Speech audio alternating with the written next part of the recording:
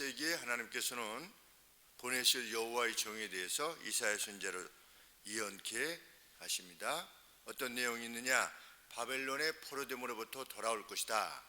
그리고 그 이후에 여호와의 종에 의한, 하나님께서 보내실 여호와의 종에 의한 영적 포로됨으로부터 노임을 받게 되는 날이 반드시 도래할 것이다. 이것이 큰 두 가지 선언입니다. 너희의 죄악으로 인하여 바벨론으로 포로되어 갈 거지만 돌아오게 될 거다. 그 뒤에 내가 나의 종을 보낼 것이다. 그가 모든 죄로부터, 포로됨으로부터 너희를 자유케 하게 될 것이다. 14절 말씀에 내가 보내는 그 종이 성공할 것이다. 번영할 것이다. 그가 높아질 것이며 들려 올려질 것이고 크게 영화롭게 될 것이다.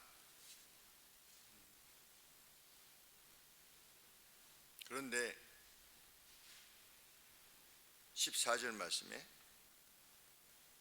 중간에 그렇다면 내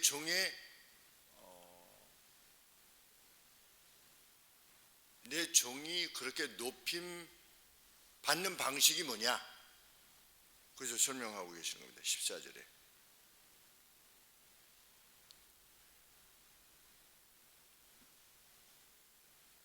제가 직역하겠습니다. 많은 사람들이 너를 보고 놀랐듯이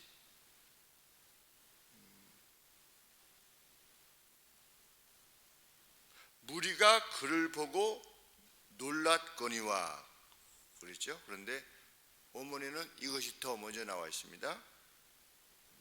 무리가 그를 보고 그랬는데 at you 그랬습니다. 너를 보고. 여기 너는 누구냐? 이스라엘 백성입니다. 이스라엘 백성이 어떻게 되는 것이냐? 포로되어 갈 때 사람들이 놀라는 거죠. 이야, 그렇게 너희들 내 백성인 너희들을 보고 놀란 것만큼이나 어떻게 될 것이다.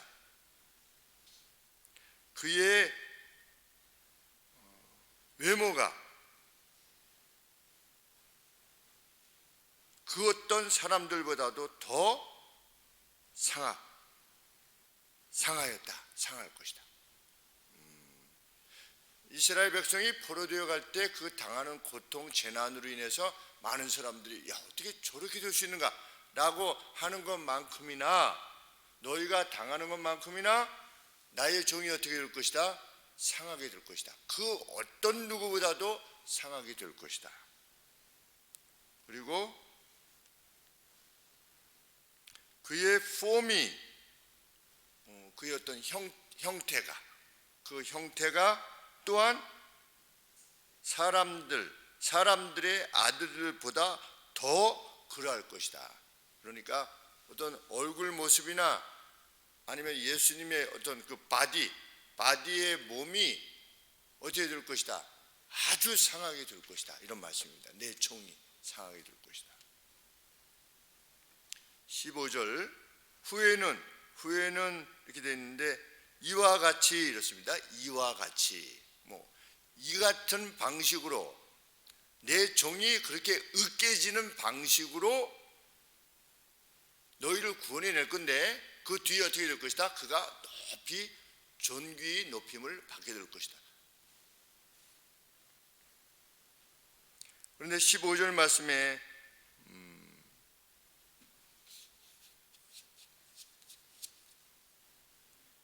이와 같이 그가 열방을 놀랄 것이며 그랬는데 놀랄 것이며 왜 놀랄 것이라고 하는 로 번역을 했는지 모르겠지만 스프링클이라고 하는 표현을 썼습니다.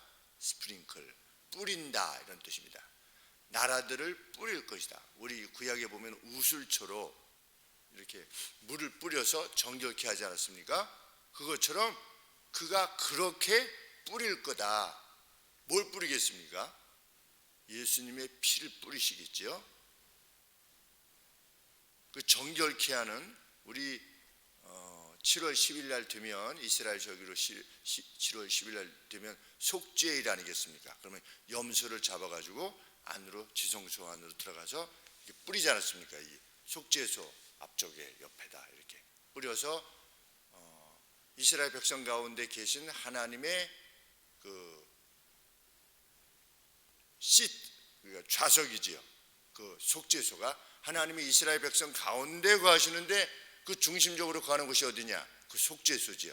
속죄소 앞을 이렇게 뿌림으로 정결케 하고 또 나와서 그 제단의 뿌림으로 또 발음으로 정결케 하고 하는 것처럼 예수님이 그가 그러한 방식으로 열방들을 스프링클 할 것이다. 그렇게 되었을 때 어떻게 될 거다? 왕들이 샷더마우스 그랬습니다. 입을 닫게 될 거다. 놀래서 와 이런 거구나.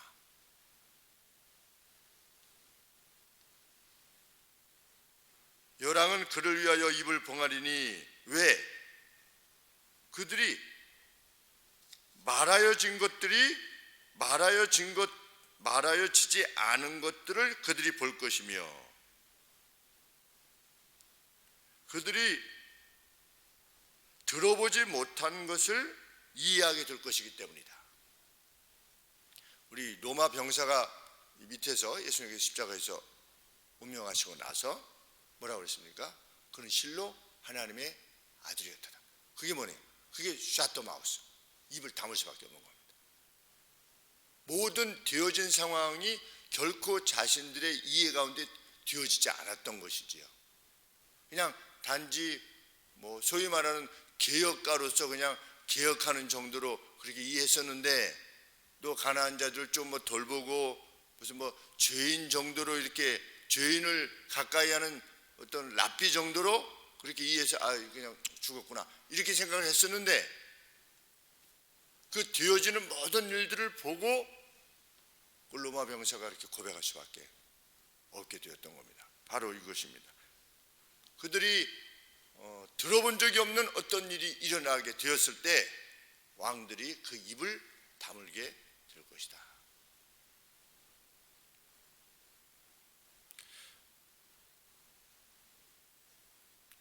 참 이 말씀을 받았을 때 예수님 오시기 전 8세기 전에 이 말씀을 받았을 때 이것이 도대체 무엇을 의미하는 것인가 그들은 알지 못했을 것입니다. 우리도 신약이 없었으면 도저히 이해할 수 없겠죠. 왜? 하나님께서 종을 보내시는데 그 종이 강력한 종이 아니에요. 어떤 종입니까? 여호와의 종인데 그냥 막 다 으깨지고 괴로움을 당하고 그런 종이에요. 그런 종인데 나중에는 어떻게 될 거다? 그 종에 의해서 열 왕들이 킹들이 입을 다물게 되는 그러한 일이 벌어지게 될 거다. 도대체 무엇을 의미하는지 전혀 알 수 없었겠죠. 그런데 그것이 나의 의지다 이렇게 하나님께서 밝히시는 것입니다. 이게 서로 상반되지 않습니까? 종이 받을 수치와 모욕에서 기대되는 것은 무엇입니까? 무력입니다. 무력. 아무런 힘이 없다는 거죠. 구속은 전혀 기대할 수 없는 것이죠. 신으로부터 보냄을 받은 자라고 할 것 같으면 당대에는 어떻게 인식했겠습니까? 신에 의해서 보냄을 받는다. 아주 강력한 그 어떤 존재로 인식하지 않겠습니까? 그런데 여호와의 종은 이렇게 사람들에게 보일 때는 무력한 존재, 그 어떤 누구보다도 상함을 받는 존재가 되어줄 것이다. 근데 그를 통하여 내가 이를 이룰 것이다. 그런데 이 십자가를 생각할 때 늘 마음에 드는 질문은 이것입니다. 예수님께서 우리의 죄의 삭슨 사망이니까 죄를 지으면 우리가 죽는데 예수님이 대신 죽어주시는 것은 우리가 받아들일 수 있는데 가령 예를 들어서 그런데 예수님이 막 수염을 뽑히시고 뺨을 맞으시고 등을 채찍으로 납이 달려있는 채찍으로 맞으셔서 살이 막 찢겨지고 이렇게 되어지는 그 고통, 고난의 의미는 도대체 무엇인가? 왜 예수님은 그렇게 고난받고 죽으셔야만 했는가? 죽으시는 것은 우리 염소가 죽듯이, 이렇게 양이 죽듯이, 소가 죽듯이 우리 죄를 대신해서 죽으셨다는 것은 그러셨다고 하는구나. 그런데 그 고난의 의미는 도대체 무엇인가? 어떤 고난을 받으셨습니까? 4절 말씀에, 5절 말씀에 그는 찔렸습니다. 찔렸는데 뚫린 겁니다. pierce through 이렇게 되어 있습니다. 그러니까 이게 찔러가지고 여기가 구멍이 난 겁니다. 몸에 통과가 되는 거지요. 그가 찔렸고, 그 다음에 5절에 보시면 그가 상했다. 여기서 상했다는 건 뭐냐면 크러쉬도 그랬는데 으깨진 겁니다. 우리 도마도 같은 것이 막 으깨지듯이 그렇게 으깨지신 겁니다. 그가 징계를 받았다.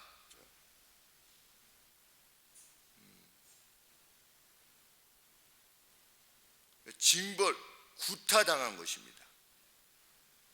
그 뒤에 그가 채찍에 맞음으로 우리가 나음을 입었도다 그랬는데, 찔렸고 상했고 징계를 받았고 채찍을 받았습니다. 예수님은 왜 그냥 십자가의 길로 나아가실 수 있지만 왜 그 과정에서 모욕과 수치를 다 당하셔야만 했는가? 왜 그거 없이 그냥 돌아가실 수도 있는데 왜 그렇게 해야만 했는가? 무엇이라고 말하는 것입니까? 5절 말씀에 우리의 허물을 인함이요.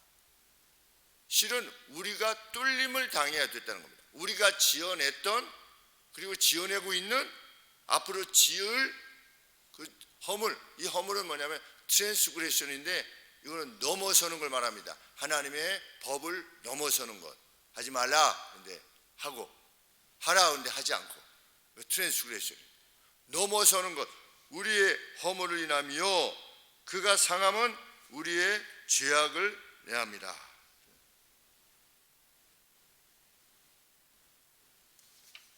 실상은 우리가 감당해야만 되었던 순환, 수치요, 고통이어야만 했다는 겁니다. 단지 죽는 것이 문제가 아니라, 그리고 한 번 그렇게 되는 것이 아니라 우리의 죄로 인해서 영원한 수치, 우리의 죄악이 낱낱이 드러나는,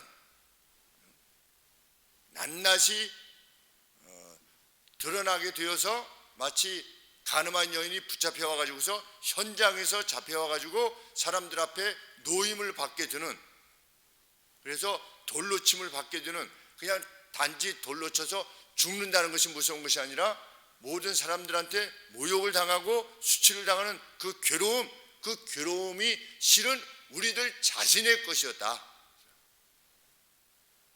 영원히 그것을 감당해야만 했다. 우리가 직면해야만 했다.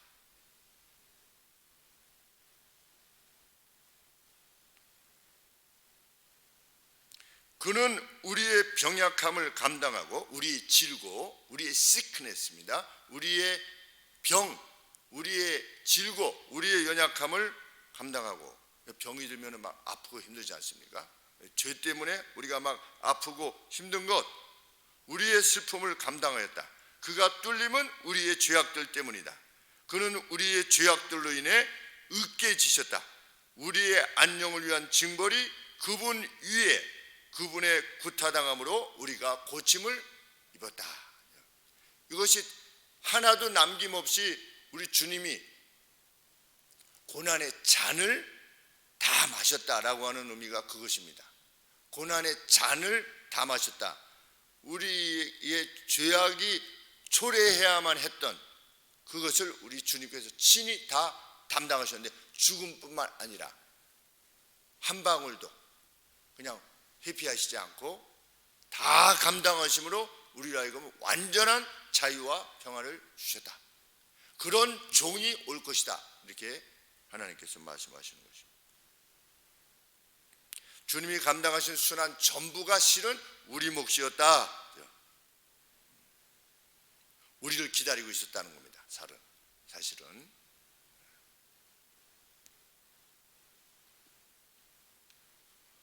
우리가 지금도 지어내는 여전한 죄에도 불구하고 화평을 누리고 고침을 입은 것은 6절 말씀처럼 양과 같이 길을 잃어버린, 그리고 주님 우리 하나님 자신의 길로부터 이탈한 턴백한 겁니다. 돌아선, 그냥 우리 주님의 하나님의 길에서부터 하나님의 방식으로부터 그냥 돌아서 버린 우리의 죄악을, 우리가 그렇게 했음에도 불구하고 여호와께서 우리의 죄악을 그 수치와 함께 그분 위에 떨어지게 하셨기 때문이다. 6절 말씀에 우리는 다 양 같아서 그릇 행하여 각기 제 길로 자기가 원하는 방식으로 갔지만 여호와께서는 우리의 죄악을 그 종에게 담당시키셨기에 우리가 자유와 평안을